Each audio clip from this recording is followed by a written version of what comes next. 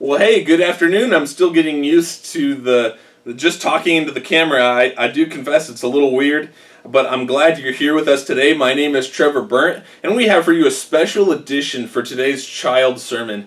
And the reason it's special is we want to provide you, as the parent or guardian of your children, with the resources that you need to tell your own child sermon in your home. And the reason I believe that this is important, especially now more than ever when we're in quarantine, is I believe God's call to us as parents still stands that we are to be the primary disciplers of our kids. And what that means is that we're the ones that tell the story of Jesus to our kids. And ultimately, I feel God put us in a position as parents as the first point of contact for our kids to get to know God better. So I wanted to give you the resources you needed to do your own child sermon today.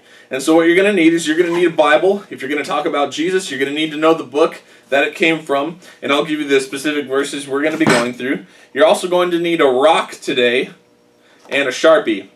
So first, to start off the time, you want to give a little intro, and it could look something like this. What you're going to want to do is already have yourself drawn a pet rock. I'll show you mine here. We're going to call him Roger. And all I needed to make Roger was just a rock and a Sharpie. And you can very much do the same there at home. And then what you're going to want to do is you're going to want to give an introduction before you reveal your pet rock. You're going to want to set it up and say, hey, I got a new friend yesterday. He's actually a pet. And then by this point, your kids are excited, like, oh, you got a new pet? You know, what is it? And then you're going to pull the grand reveal and show them, this is Roger, my pet rock. They're going to look at you funny, like, you know, you're really weird or something, which, you know, you probably know you are. And then what you're going to do is you're going to say, hey, yeah, I love my friend, this pet rock. Do you think my pet rock can roll over if I told it to roll over? And they could say, like, yeah, no, or you could flip it over with your finger to make a point that it can indeed roll over. But then you can say, hey, do you think my pet rock can sing? Let's listen close. And then you can hold it up to their ear and they listen intently. Yeah, I don't hear anything. Do you? And then you kind of pass it around to however many kids you have.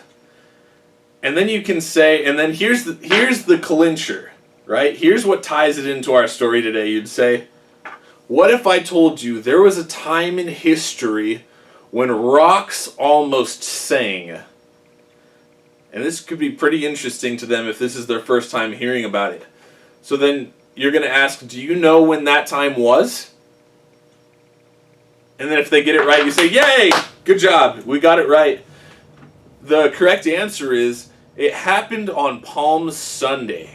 Well, what you can do is you can either read the story straight out of the Bible, or what you can do is read the story a couple times through to get a good idea of the summary of the story. And you can tell it to your kids that way. The story that we're going to be reading from is in Luke chapter 19, verses 28 through 40. So you go ahead and turn there. So the story goes something like this. Jesus rode into the city of Jerusalem on a donkey. And you can pause for a little historical emphasis and add that kings, when they came into the city from battle and they were paraded through the city in glory and you had the trumpets blaring, they were usually riding a horse and had a crown on their head as they were coming in for victory. Jesus is a very different king in that he rode into the city of Jerusalem on a donkey. It was a humble way for a king to enter the city. And then you're going to mention that people celebrated and cheered for him. They took palm branches and started waving them in the air. And they even, it says in the Bible, they even took their coats and put it on the road in front of them. Could you imagine getting your coat dirty? And, you know, you take it off your body, you put it on the muddy road. Even here on some of these streets, it's really muddy because it just rained. Imagine putting your coat into that muddy water so someone else could ride their donkey over it. Like, it got really messy, but people did that because they were celebrating Jesus, because they knew he was someone special sent by God, and they were giving him praise. And then you can pause and talk about the word praise. The word praise just means thanking God for doing something awesome, or just telling God how awesome He is. That's all praising is.